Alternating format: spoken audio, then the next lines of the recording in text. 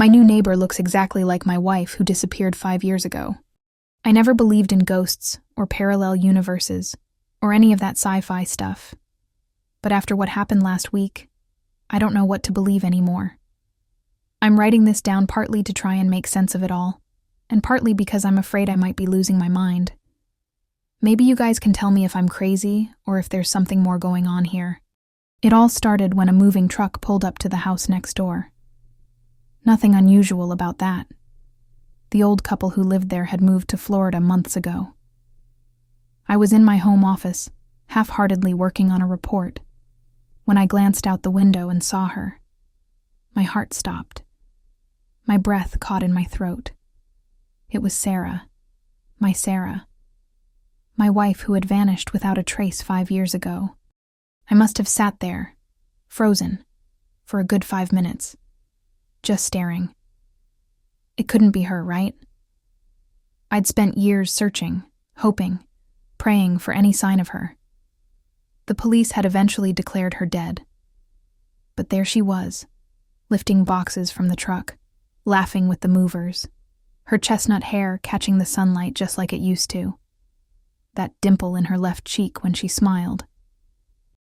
Before I knew what I was doing, I was out the door and across the lawn. "Sarah?" My voice cracked as I called out to her. She turned, and for a split second, I saw recognition in her eyes. Then confusion. Then polite blankness. "I'm sorry," she said. "Do I know you?" I stammered, trying to find words. "It's me, Sarah. It's Jack, your husband." The woman's eyes widened, and she took a step back. "I'm sorry," she said again, "but my name is Emily. I think you must have me confused with someone else." But she wasn't confused. She was lying. She had to be. It was her face, her voice, even the little scar on her chin from when she fell off her bike as a kid. How could it not be her? I must have looked pretty crazy, because one of the movers stepped between us, asking if everything was okay. I backed off, muttering apologies, and retreated to my house. My hands were shaking so bad I could barely get the key in the lock. Once inside, I collapsed on the couch, my mind reeling. Had I imagined it all? Was I so desperate to see Sarah that I was projecting? But no, I knew what I saw. That was my wife. I'd know her anywhere, even after 5 years. So why was she pretending not to know me? What had happened to her? Where had she been all this time? And why, of all places, had she moved in next door?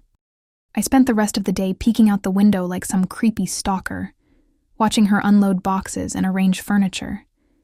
Every movement, every gesture was so achingly familiar. It was like watching a ghost who was very much alive, and apparently had no memory of me or our life together. That night I couldn't sleep. I tossed and turned, my mind racing with possibilities. Had she been in an accident? Amnesia? Was she in witness protection? Or was this all some elaborate, cruel joke? By 3 a.m., I was half convinced I was losing my mind. The next morning, I decided I needed to talk to her again. I had to make her remember me, remember us. I waited until I saw her come out to get the mail, then casually, or what I hoped was casually, walked over. "Hey," I said, trying to keep my voice steady. "I'm really sorry about yesterday. I didn't mean to freak you out. It's just, you look so much like someone I used to know." The woman, Emily she'd called herself, gave me a small, wary smile. "It's okay," she said. "I get that a lot, actually. I guess I just have one of those faces." One of those faces? It wasn't just her face. It was everything about her. The way she tucked her hair behind her ear when she was nervous. The slight tilt of her head when she was listening. Even her voice, the cadence of her words. It was all Sarah. We chatted for a few minutes, small talk about the neighborhood, the weather, Every second was agony. How could I stand here and pretend this was just some stranger when every fiber of my being was screaming that this was my wife? Finally, I couldn't take it anymore. "Look," I said, "I know this is going to sound crazy, but are you absolutely sure we've never met before? You remind me so much of my wife. She disappeared 5 years ago and—" Emily's face changed. Sympathy, but also something else. Fear? "I'm so sorry about your wife," she said quietly. "That must be awful. But I promise you, I'm not her. I've never been married. I just moved here from Chicago. I'm really, really sorry." She seemed sincere. But how could she be? How could she stand there with Sarah's face, Sarah's voice, and tell me she wasn't her? I must have looked pretty desperate, because she took a step back. "I should go," she said. "I've got a lot of unpacking to do. It was nice meeting you, Jack." I watched her walk back to her house, our old house, the one Sarah and I had lived in before I sold it after she disappeared. My head was spinning. This couldn't be real. None of this made sense. Over the next few days, I tried to go about my normal routine. But how could anything be normal when my dead wife was living next door? I caught glimpses of her coming and going, and each time it was like a knife to my heart. I wanted to run to her, to shake her, to make her remember me. But I knew if I did that, I'd probably end up arrested. I started digging. I looked up everything I could find on Emily Parker, the name she'd given me. According to the internet, she was real. There were social media profiles going back years, photos of her at college, at parties, with friends and family. But in every single picture, she looked exactly like Sarah. It was impossible. I even hired a private investigator, the same one who'd helped me search for Sarah years ago. He came back with a detailed report on Emily's life. Born in Chicago, graduated from Northwestern, worked as a graphic designer, no criminal record, no connection to Sarah or to me. It all checked out. But I knew what I saw. I knew who she was. The PI thought I was crazy. My friends thought I was having some kind of breakdown. Maybe they were right. Maybe I was losing my mind. But I couldn't shake the feeling that there was more to this story. One night, about a week after Emily moved in, I was sitting on my back porch, nursing a beer and trying to make sense of it all. I heard her back door open, and there she was. Emily. Sarah. Whoever she was. She was on her phone, talking in a low voice. I know I shouldn't have, but I couldn't help listening. "I don't know how much longer I can do this," she was saying. "He's always watching me. I think he knows." My heart raced. Was she talking about me? I know, she continued. But it's harder than I thought it would be. Seeing him every day, pretending I don't know him. It's killing me."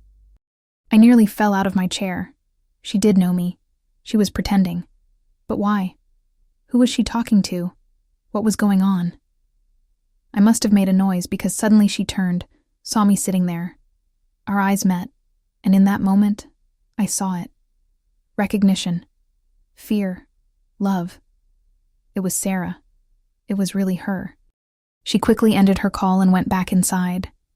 I sat there, my mind reeling. What had I just heard? What did it mean? I knew I should confront her, demand answers. But something held me back. If she was in some kind of trouble, if she was hiding for a reason, wouldn't confronting her just make things worse? The next few days were torture. I watched her come and go, knowing now that she knew me, that she remembered our life together. But still, she pretended. Still, she avoided me. I was going crazy with questions. Where had she been all this time? Why had she come back now? And why? Why was she pretending not to know me? Finally, I couldn't take it anymore. Late one night, I saw her lights were still on. Before I could talk myself out of it, I was knocking on her door. She opened it, and for a moment, we just stared at each other. Then, without a word, she stepped aside to let me in. We sat on her couch, our old couch, I realized with a jolt, in silence for what felt like hours. Finally, she spoke. "I'm so sorry, Jack," she said, her voice barely a whisper. "I never meant for any of this to happen." And then, finally, she told me everything. The night she disappeared, she had witnessed a murder. The killer had seen her. She'd gone to the police, but it turned out the killer had connections, high-up connections. Suddenly, her life was in danger. The only way to protect herself, and me, was to disappear. Witness protection. A new identity. A new life. She'd had to leave everything behind, including me. "It was the hardest thing I've ever done," she said, tears streaming down her face. "Leaving you. Letting you think I was dead. But I thought it was the only way to keep you safe. But why come back now? Why move in next door?" The killer had finally been caught, she explained. After years of living in fear, she was finally free. But she'd been gone so long, lived another life for so many years. She didn't know how to come back, how to explain. So she decided to ease into it, to move back, to see me, to try and find a way to tell me the truth. "I never thought it would be this hard," she said. "Seeing you every day, pretending I didn't know you. It was torture. But I was afraid. Afraid you'd hate me for what I'd done. Afraid you'd moved on." I didn't know what to say. I was angry, hurt, confused. But more than anything, I was relieved. Sarah was alive. She was here. She still loved me. After all these years, after everything, she'd come back to me. We talked all night. There were tears, accusations, apologies. It wasn't easy. It still isn't. We have a lot to work through, a lot of lost time to make up for. But she's here. My Sarah is back. I don't know what the future holds for us. Can we pick up where we left off? Can we build something new from the ashes of our old life? I don't know. But I do know that I'm not letting her go again. Not ever. So that's my story, Reddit. My wife, who I thought was dead for 5 years, is alive and living next door. It sounds crazy, I know. Sometimes I still think I might wake up and find out it was all a dream. But it's real. She's real. And somehow, against all odds, we've been given a second chance. I don't know if there's a lesson here or some grand moral to the story. I guess if anything, it's to never give up hope. Even when all seems lost, even when the world tells you to move on, sometimes miracles do happen. Sometimes, the people we've lost find their way back to us.